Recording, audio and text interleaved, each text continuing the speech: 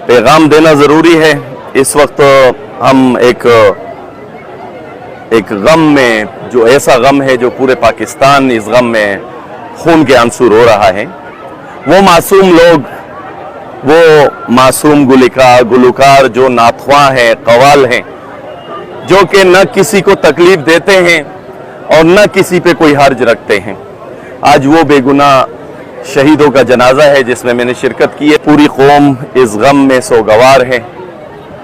हम आपके इस मीडिया के तवस्सुत से, इस चैनल के तवस्सुत से आलमी चीफ साहब, फील्ड मार्शल और तमाम पाकिस्तानी दिफाई इदारों से अपील करते हैं कि हम थक चुके हैं। हम पंजाब के मासूम दो भाइयों को देखकर गम बुलाया नहीं था कि आज फिर हम उसी गम में बैठे हुए हैं। खुदारा जिस तरह आपने वजीरिस्तान में, जिस तरह आपने हिंदुस्तान के खिलाफ एक्शन लिया, खुदारा इसी तरह इस BLA के खिलाफ एक्शन ले। और हमारी शहादतें हम उठा उठा के थक चुके हैं। तमाम दिफाई इदारों से दरख्वास्त करता हूँ कि आपको अगर आवाम की ज़रूरत है तो तहरीक जवानान के कारकुनान आपके साथ शामिल हैं इस जंग, इस दहशतगर्दी के खिलाफ।